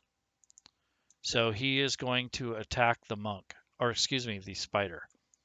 Attacking the monk would not be a good idea. Okay, Sacred Flame. Once again, no. Hasn't been successful in the past. Let's do something else. Let's try the mace. So the cleric finally says, okay, had enough. Gonna whack this spider with the mace. So he draws the mace, whacks the spider, and misses, of course. So as you can see, this combat can draw out. So what I think I started this, about 15 minutes after 6? And this is only 4 or 5 combatants, so, at least a good half an hour or more has gone by. So if you were going to do this on tabletop, I don't even think we'd be this far, to be honest, unless you had everything lined up and in a row. Okay, and plus I had a lot of unfortunate rolls. I think we should have had some deaths a lot sooner. All right, so he missed. Now it's going to go back to the spider. The spider senses that his poison has already taken effect, so now he's going to change his attentions onto this pesky dwarven cleric. So he's going to again bite the cleric. We'll see if he succeeds. And, oh, he hit. Ooh, not a good thing. Okay, now some dwarves have a resilience or a resistance to poison. So that's something that may come into play. Depending on the type of dwarf, things like that. All right, so let's do this. So 1d8 piercing plus 3. Ooh, ouch. That hurt. And now let's see if, I think the dwarf gets some sort of immunity or an advantage. So since this is kind of screwed up, I'm just going to give him advantage. Normally it would be a save for half damage. And this already comes with a save versus Constitution anyways. But if he doesn't save, we'll say that will be paralyzed. So let's see what happens.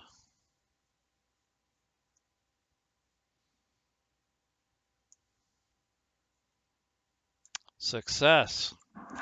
So I don't think much of this poison damage is going to affect him too badly.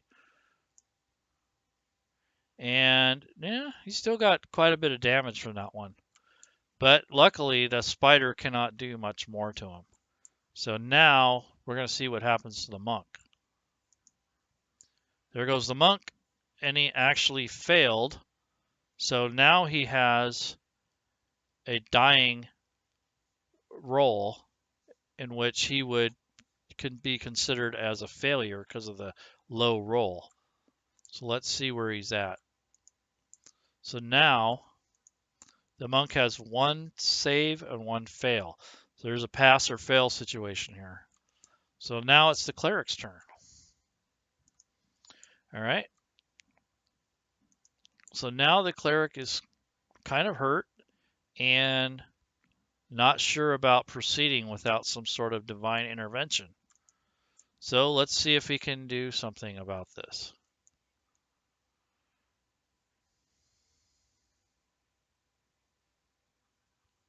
You know what? I think he's just going to be brave. Drink a potion. He healed 9. And he's going to prepare to cast a spell of some sort. Or he may just come back with his mace. We'll see. But that was his action. He took a potion out, drank it, readying his weapon. Okay? And he still has the Blessing of the Forge applied to him from earlier. So that has not expired yet, which is good. Kind of helps him save a little bit better. Okay, now I'm going to go to the next actor. Giant Spider. Again, another fight for the Spider. He's still hanging in there. I mean, he's got some wounds. He's got at least roughly about half his hit points left. So let's see what happens. So he's going to attack the Cleric again. That was a hit? I don't believe that. So it actually struck and hit the Cleric. Cleric took some damage. Cleric saved, thank God.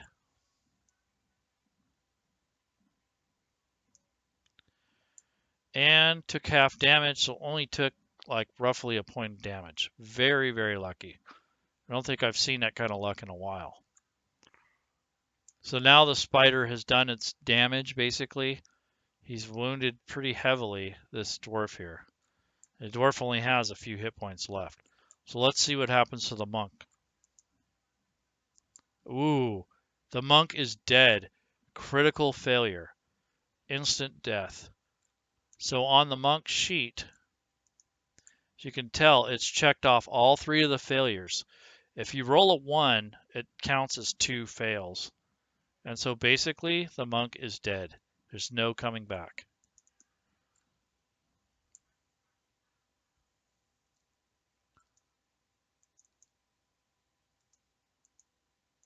That was a tough one. Yeah, it was. That doesn't normally happen, but it does happen. All right, so now it's just the Spider and the Cleric. So I think the Cleric's pretty much a done deal. We'll see. I've cleared all this stuff off, so now it's just those 2 squaring off here. Now we got to do something drastic. So this is his Hail Mary. So he really doesn't have much else he can do. He's got his mace out, and he's just going to do the best he can and try to defend himself. So he's going to attack the giant spider. And what, whoop, yep, that's right. And there he is.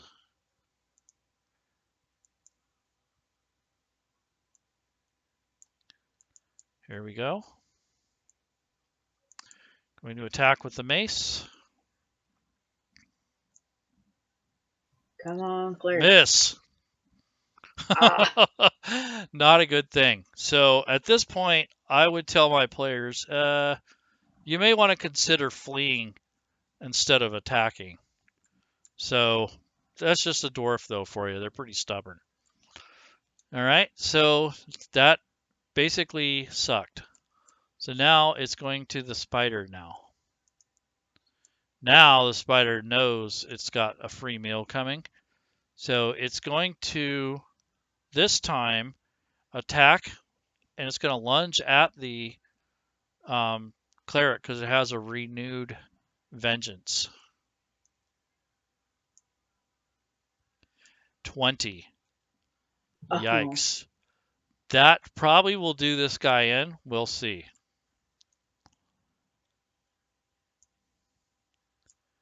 Yep. So basically, that's the end of this party. So this spider finished him off, and I'll go ahead and go through the motions. The Cleric is dying so far. The spider is wrapping it up in a cocoon. The spider is just concentrating on wrapping his body because the spider knows he's not fully dead yet. And there's 2 rolls that did not succeed. So now the Cleric has 2 strikes against him. Next round, the spider is still cocooning him and getting ready to drag him down the hall to its nest. And he died. Just like that. So 3 fails of a death save. And that's it. So that concludes our combat and also concludes the party. So that scenario there was pretty tough. I think the outcome could have went 50-50, but the spiders were a little bit overwhelming for that group. So when you set up an encounter, just remember that something with as simple as a prone condition or having a poison applied or some kind of paralytic type situation can really throw the whole encounter off. So you have to keep that in mind when you're building the encounters. You want to balance them as much as you can. However, if you really want to teach the party a lesson and they're acting very foolhardy, you may want to adjust and add another encounter or two, or make it harder for them to rest, or make camping out in a dungeon very dangerous or unpredictable. So, is there any questions in the chat about how this thing went down? We have a rest in peace monk template. Poor monk. Poor monk. Poor cleric. Yeah, poor cleric. Well, that's sort of the things that happen in the chat or in the combat situation. So this is one of those things where you have to balance your game to make it fun for the players. Now that thing kind of drew out a little bit longer than I thought it would. So that does happen. You can have a night where you're rolling all 1s and 20s or hardly any attack rolls make it, and you could be there all night. So it all depends on what's happening in the combat and also in the scenario that you're running through. So now that that's done, had the party survived, I would have actually given them some experience points. And so I'll kind of show you how that works.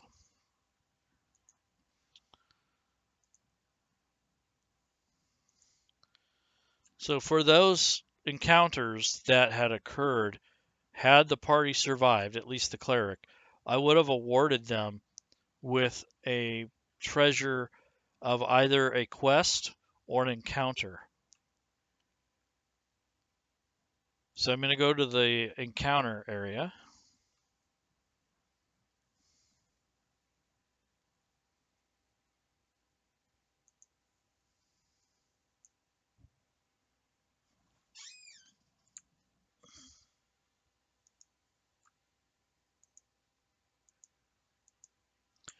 You see, I didn't have that prepared, so that was a random encounter.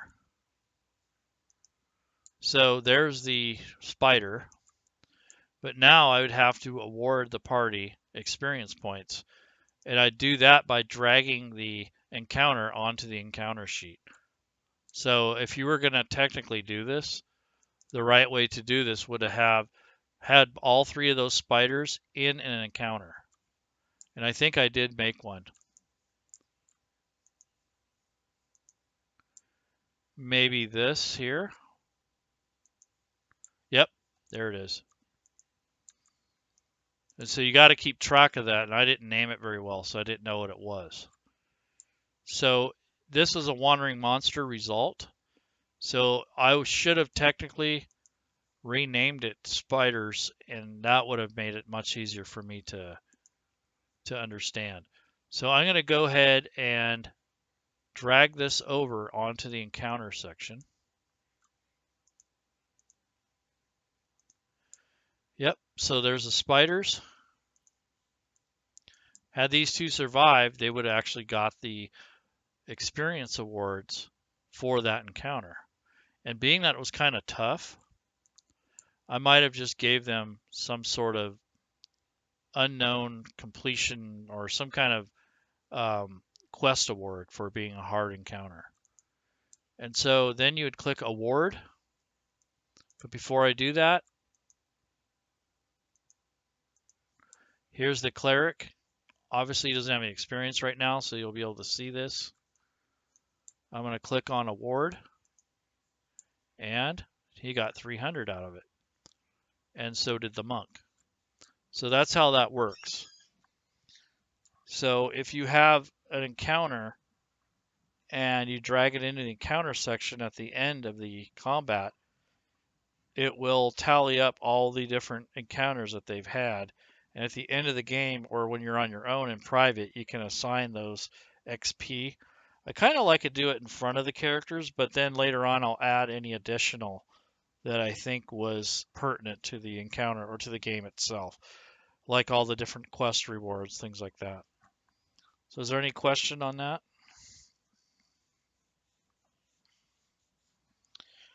Now, technically, these guys didn't deserve the experience because they passed away, but had they lived, it would have made more sense. Now, Farron, I have a question for you. Okay.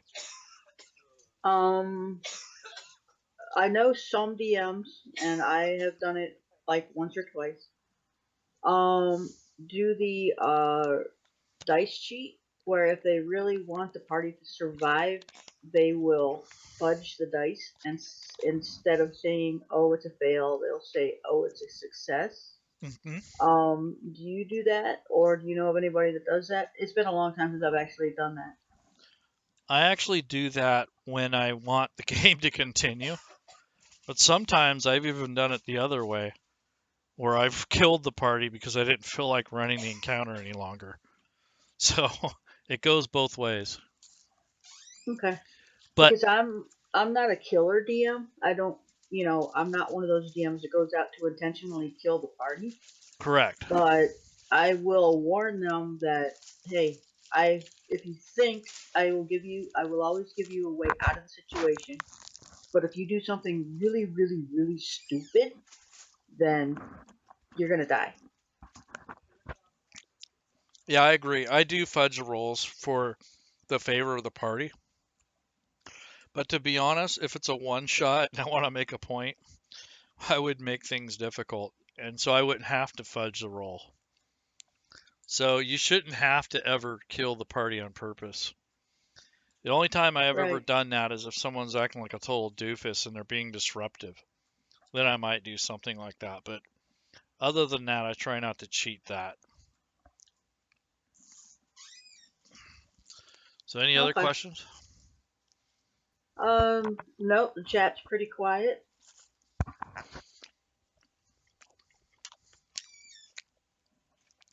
Okay. Well, I think I'm going to conclude this tonight. It's been about 2 hours. I want to thank you guys for participating. I will upload this to the YouTube channel and make it available so you can watch later. And if anyone missed this, hopefully they can catch this later.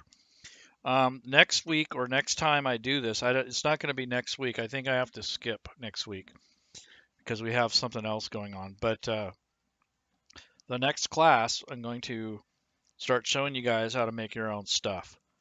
And so if you're into crafting and making your own items, and we can talk about downtime for the party and how to handle that sort of stuff, or market day when you need to buy and sell and trade a bunch of things. I think we'll talk about that as well. So if there's any other questions about that, and I will schedule the next, the third class or the third leg of the class in a couple weeks. I'm not going to do it this weekend because we have the big map seminar coming up and I need to prepare for that more. So if there's any questions about that, or if you're unsure about how this encounter went about, um, I would suggest that you go back and watch the first video if you missed it. I mean, this just kind of shows you a straight combat and how it went. It took almost 2 hours. I mean, besides me jaw jacking about the college, I think we spent an hour and a half on combat. Yeah. So that takes a little time there. So balance your encounters, make sure they count. I wouldn't make an encounter every single game every single time unless that's what your group is into. You Right. kind of have to have time for role play. Yeah. This would be a good time to mention also too, with as long as this adventure run, or this combat ran, make sure or keep an eye on how big your group gets, because the more people you add to your group, the longer that combat is going to take. I mean, you see how long the combat took with just 2 people, and all it takes is the wrong roll of the dice and everything, and it can take quite a long time. I agree, and also your other party members will get bored. So when it's not your turn, you're sitting there waiting and waiting and waiting. And Ironicus says thank you for the class. Mm-hmm. So I'm gonna go ahead and go back into the Discord for a little bit. If you guys want to chat with me, I'll be in room 3 or a unoccupied room, and I'll be in there for a little bit. All right, the links to the Discord server, the FGC Patreon, and the Twitter are already in the chat.